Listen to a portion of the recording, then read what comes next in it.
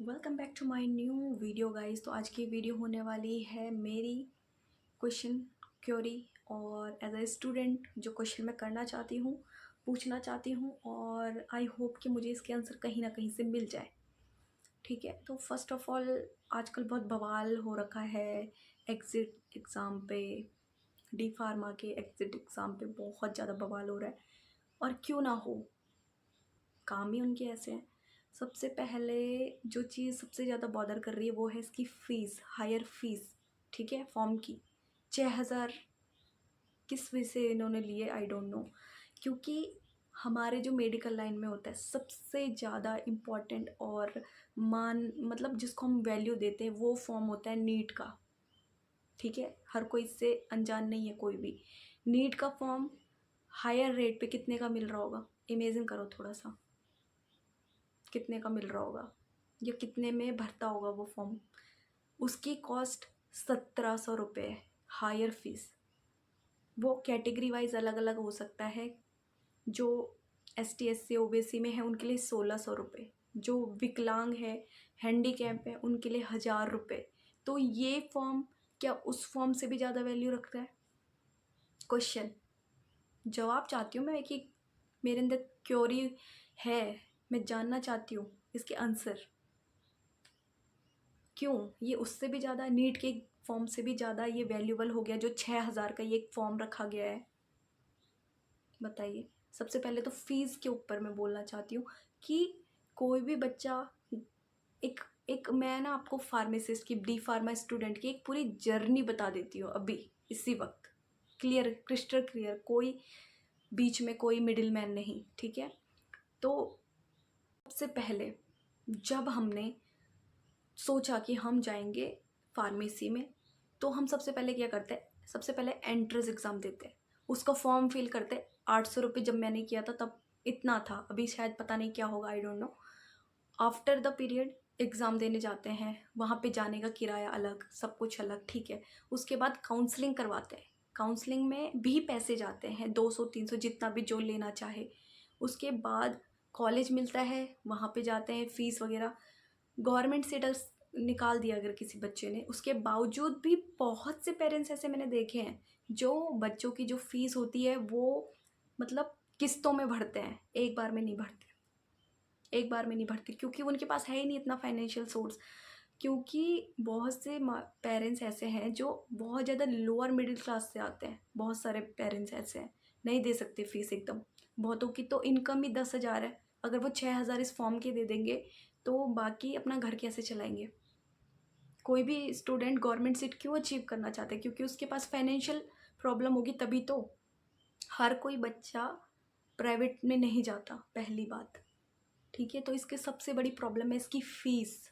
दूसरी बात, एक फ़ीस में हम दोबारा पेपर नहीं दे सकते, बहुत सारे क्राइटेरिया हैं इनके। नो बैक होनी चाहिए फर्स्ट ईयर सेकेंड ईयर में, चलो ठीक है। सबसे पहले तो एंट्रेंस क्लियर करिए, फिर first year second year clear कीजिए नो बैक से। ठीक है, फिर अपना ट्रेनिंग कीजिए, ट्रेनिंग में भी जो आने जाने का खर्चा लगेगा वो भी अपने जेब से बच्चा देगा। इतना प्रोसेस है। उसके बाद भी हमको एग्ज़िट देना है। पहले 8 सब्जेक्ट थे, अभी 11 हो गए। ठीक है, हम ये पूछ रहे हैं हम कहाँ से MCQ निकालें, क्योंकि ये फर्स्ट ईयर की बुक है, मेरी फर्स्ट ईयर की बुक है। इसमें मैं आपको, ये फर्स्ट ईयर की बुक है, ये देखिए, इस पर आपको क्लियर दिखना चाहिए। ये क्वेश्चन है, इसमें कहाँ है MCQs? अगर किसी बच्चे के पास, क्योंकि ये भी तो गवर्नमेंट से पब्लिक वो है ना, बुक है, किधर है इस पर MCQ? कहीं नहीं, दूसरा चैप्टर चालू हो गया है नहीं। चलो वो भी अलग अलग बुक में रहता है। फिर मैं एक और क्वेश्चन करना चाहूँगी, अगर आपने एग्ज़िट लेना था तो आपने पैटर्न चेंज क्यों नहीं किया? क्यों नहीं किया पैटर्न चेंज क्वेश्चन का? ये मेरे पास लास्ट ईयर का है, इसका ये नंबर देख लीजिए आप। ठीक है, ये देख लीजिए 24 दिख रहा है, 24। तो इसका पैटर्न चेंज क्यों नहीं किया, ये भी मेरा क्वेश्चन है। अगर जो 20 नंबर के हमारे पास फिलिंग द ब्लैंक्स और 10 नंबर के हमारे पास ट्रू एंड फॉल आते हैं, उसमें MCQ क्यों नहीं डाले? अब मेरे पास इतने सारे पेपर है मेरे first year and last year के, अगर इसमें MCQs होते तो मुझे आज भटकना नहीं पड़ता कि मैं कहाँ से ढूंढूं। तो पैटर्न क्यों नहीं चेंज किया गया?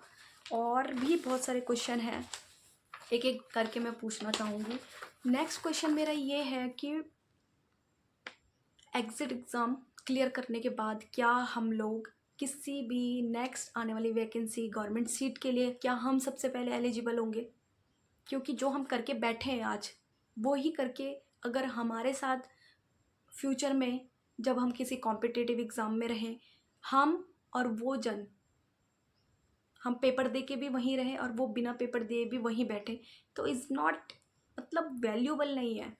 हमारे साथ इनजस्टिस हो जाएगा अगर हम भी वहीं बैठें और वो भी वहीं बैठें, जो आज हम हैं ऑलरेडी, जो आज हैं ऑलरेडी। वो लोग अपना, अगर गवर्नमेंट जॉब नहीं भी मिलता तो भी अपना क्लिनिक डालते हैं, ठीक है, कहीं ना कहीं कुछ ना कुछ करते हैं, लेकिन हमारे पास वो ऑप्शन ही नहीं है। वो ऑप्शन ही नहीं है। क्या फ्यूचर में हमको सबसे पहले एलिजिबल किया जाएगा? ये मेरा नेक्स्ट क्वेश्चन है। अगर ये जवाब है कि हाँ, हम 24 वाले बैच को सबसे पहले ऑल इंडिया में, सिर्फ एक स्टेट में नहीं, ऑल इंडिया में सबसे पहले एलिजिबल उन्हें रखेंगे, तो आई कैन हैप्पी, ठीक है। तो ये मेरे क्वेश्चन है, क्या हमको सबसे पहले एलिजिबल किया जाएगा? अगर हाँ किया जाएगा तब तो हम बहुत खुश हैं, क्योंकि जिसने पढ़ा होगा वो क्लियर कर लेगा, इसको कोई टेंशन वाली बात नहीं है। और ठीक है, लेकिन हमको एलिजिबल रखिए सबसे पहले। ये थोड़ी है कि हम जो ऑलरेडी हैं, हम पास करके बैठे चुके हैं यहाँ पे ऑलरेडी, और वही चीज़ हमारे जो सीनियर हैं करके बैठे हुए हैं, वो भी कभी कॉम्पिटिटिव एग्ज़ाम में हमारे साथ रहेंगे। तो ये चीज़ मुझे तो पर्सनली बहुत खटक रही है, मुझे तो खटक रही है। बाकी औरों को मैं नहीं जानती। कहीं ना कहीं मुझे अफसोस हो रहा है कि फार्मेसी क्यों लिया मैंने, नहीं लेना चाहिए था। इसकी जगह मैं कुछ और करती तो शायद ये प्रॉब्लम फेस नहीं करनी पड़ती। इतना ज़्यादा इन्वेस्ट करने के बावजूद अगर ये एग्ज़ाम क्लियर नहीं होता किसी भी रीज़न से, या होता भी है, अब देखो हम नवंबर तक अटक गए, वरना अगस्त में हम फ्री हो जाते, उसके बाद हम चाहे हॉस्पिटल में काम करें, खुद का क्लिनिक डालें। अब हम नवंबर तक अटक गए हैं, उससे पहले तक कुछ भी नहीं कर सकते। ये प्रॉब्लम है। अगर किसी वजह से ना क्लियर हुआ तो हो गया ना, हमारी शुरू से लेके आखिर तक जितनी भी हमने मेहनत करी, ज़ीरो, ज़ीरो वैल्यू। और यही चीज़ जो हमारे सीनियर कर रखे हैं हमारी तरह, वो लोग एलिजिबल हैं किसी भी हॉस्पिटल में, क्लिनिक में, हर जगह। तो कहीं ना कहीं ये इनजस्टिस नहीं है? मेरे घर वाले कहते हैं सरकार से ऐसे क्वेश्चन मत पूछो, किसी से भी मत पूछो, बट क्यों, वाई, क्यों नहीं पूछा हम इनसे? कौन जवाब देगा? कौन रिस्पॉन्सिबल है? अब हम लोग ट्रेंड चलाओ ट्विटर पे, इनको बाइकॉट एग्जिट एग्ज़ाम। ये फर्स्ट ईयर की बुक है, ये देखिए, इस पे आपको क्लियर दिखना चाहिए। ये क्वेश्चन है, इसमें कहाँ है एमसीक्यूज़? अगर किसी बच्चे के पास, क्योंकि ये भी तो गवर्नमेंट से पब्लिक वो है ना, बुक है, किधर है इस पे एमसीक्यू? कहीं नहीं। दूसरा चैप्टर चालू हो गया है नहीं, चलो वो भी अलग अलग बुक में रहता है। फिर मैं एक और क्वेश्चन करना चाहूँगी, अगर आपने एग्ज़िट लेना था तो आपने पैटर्न चेंज क्यों नहीं किया? क्यों नहीं किया पैटर्न चेंज क्वेश्चन का? ये मेरे पास लास्ट ईयर का है, इसका ये नंबर देख लीजिए आप, ठीक है, ये देख लीजिए 24 दिख रहा है, 24। तो इसका पैटर्न चेंज क्यों नहीं किया, ये भी मेरा क्वेश्चन है। अगर जो 20 नंबर के हमारे पास फिलिंग द ब्लैंक्स और 10 नंबर के हमारे पास ट्रू एंड फॉल आते हैं, उसमें एमसीक्यू क्यों नहीं डाले? अब मेरे पास इतने सारे पेपर हैं मेरे first year and last year के, अगर इसमें एमसीक्यूज़ होते तो मुझे आज भटकना नहीं पड़ता कि मैं कहाँ से ढूंढूं। तो पैटर्न क्यों नहीं चेंज किया गया? और भी बहुत सारे क्वेश्चन हैं, एक एक करके मैं पूछना चाहूँगी। नेक्स्ट क्वेश्चन मेरा ये है कि एग्ज़िट एग्ज़ाम क्लियर करने के बाद क्या हम लोग किसी भी नेक्स्ट आने वाली वैकेंसी गवर्नमेंट सीट के लिए क्या हम सबसे पहले एलिजिबल होंगे? क्योंकि जो हम करके बैठे हैं आज, वो ही करके अगर हमारे साथ फ्यूचर में जब हम किसी कॉम्पिटिटिव एग्ज़ाम में रहें, हम और वो जन, हम पेपर दे के भी वहीं रहें और वो बिना पेपर दिए भी वहीं बैठे, तो इज़ नॉट मतलब वैल्यूएबल नहीं है। हमारे साथ इनजस्टिस हो जाएगा अगर हम भी वहीं बैठें और वो भी वहीं बैठे, जो आज हम हैं ऑलरेडी, जो आज हैं ऑलरेडी। वो लोग अपना, अगर गवर्नमेंट जॉब नहीं भी मिलता तो भी अपना क्लिनिक डालते हैं, ठीक है, कहीं ना कहीं कुछ ना कुछ करते हैं, लेकिन हमारे पास वो ऑप्शन ही नहीं है। वो ऑप्शन ही नहीं है। क्या फ्यूचर में हमको सबसे पहले एलिजिबल किया जाएगा? ये मेरा नेक्स्ट क्वेश्चन है। अब हमको, जो हमारे हैं साथ वाले, वो कहते हैं कि ट्विटर पे ट्रेंड चलाओ, बाइकॉट, ये फीस कम करो, ये करो, वो करो। इस चीज़ से क्या होगा? मुझे नहीं लगता कुछ चेंज होगा, बट ठीक है, अपनी तरफ से तो हम कोशिश कर ही रहे हैं ना। ट्रेंड भी करा रहे हैं, ये भी करा रहे हैं, वो भी करा रहे हैं, लेकिन इसका कुछ वर्थ है एग्ज़ाम का? अगर हम लोग भी उधर ही बैठे, मैं पास करने की बात कर रही हूँ कि हमने पास कर लिया, ऐसा तो नहीं है कि बच्चे क्लियर नहीं करेंगे। जिन्होंने पढ़ा है वो क्लियर करेंगे डेफिनेटली, ठीक है। हम भी उधर बैठेंगे किसी भी एग्ज़ाम में कॉम्पिटिटिव, और वो भी उधर ही बैठेंगे जो हम ऑलरेडी आज हैं। तो ये चीज़ें मुझे कहीं ना कहीं इनजस्टिस लग रही है। या तो इक्वालिटी लाओ, या तो ये पेपर ही मत कराओ। उसके बाद जो जैसे अभी तक चल रहा है कि कोई वैकेंसी नहीं आ रही गवर्नमेंट की, 2003 से अभी तक कोई भी गवर्नमेंट की सीट नहीं आई है हर ऑल इंडिया में। जितने पास आउट हैं स्टूडेंट, आती भी है तो मुश्किल से 10, 20, 25 ऑल इंडिया बेस, ये रेशियो है। एक स्टेट में मुश्किल से 1 या 2 सीट निकलती है, उस पर भी बैच वाइज कैटेगरी लगा दी जाती कि इतने से इतने ही एलिजिबल है इस पेपर को देने के लिए। तो ये कहीं ना कहीं इनजस्टिस है। इसको आप कैसे शॉर्ट करोगे, क्या आपकी स्ट्रेटेजी है क्या नहीं, ये पूरी चीज़ क्लियर कीजिए एक स्टूडेंट को। क्योरी आ रही है, आप नहीं क्लियर करोगे तो हम अपने जो जूनियर आएंगे उनको हम सजेस्ट करेंगे, यार बेकार है फार्मेसी, मत करो, कुछ और कर लो। क्योंकि इतना इन्वेस्ट करने के बाद भी अगर हासिल पाए 0 तो वेस्ट ऑफ टाइम। तो मेरा जवाब आप दीजिए, अगर कोई भी है गवर्नमेंट की तरफ से, कोई भी, या कोई भी मेरा जवाब दे सके तो बेशक दीजिए। वेट करेंगे आपके आंसर का। मिलती हूँ नेक्स्ट वीडियो में। Welcome back to my new video guys. तो आज की वीडियो होने वाली है मेरी क्वेश्चन क्योरी, और एज अ स्टूडेंट जो क्वेश्चन मैं करना चाहती हूँ, पूछना चाहती हूँ, और आई होप कि मुझे इसके आंसर कहीं ना कहीं से मिल जाए। ठीक है, तो फर्स्ट ऑफ ऑल आजकल बहुत बवाल हो रखा है एग्ज़िट एग्ज़ाम पे, डी फार्मा के एग्ज़िट एग्ज़ाम पे बहुत ज़्यादा बवाल हो रहा है। और क्यों ना हो, काम ही उनके ऐसे हैं। सबसे पहले जो चीज़ सबसे ज़्यादा बॉदर कर रही है वो है इसकी फ़ीस, हायर फीस। ठीक है, फॉर्म की 6,000 किस वजह से इन्होंने लिए, आई डोंट नो। क्योंकि हमारे जो मेडिकल लाइन में होता है सबसे ज़्यादा इम्पॉर्टेंट और मतलब जिसको हम वैल्यू देते हैं वो फॉर्म होता है नीट का। ठीक है, हर कोई इससे अनजान नहीं है कोई भी। नीट का फॉर्म हायर रेट पे कितने का मिल रहा होगा, इमेजिन करो थोड़ा सा, कितने का मिल रहा होगा या कितने में भरता होगा वो फॉर्म। उसकी कॉस्ट 1,700 रुपये है, हायर फीस। वो कैटेगरी वाइज अलग अलग हो सकता है। जो ST SC OBC में है उनके लिए 1,600 रुपये, जो विकलांग है, हैंडीकैप है, उनके लिए 1,000 रुपये। तो ये फॉर्म क्या उस फॉर्म से भी ज़्यादा वैल्यू रखता है? क्वेश्चन, जवाब चाहती हूँ मैं कि मेरे अंदर क्योरी है, मैं जानना चाहती हूँ इसके आंसर।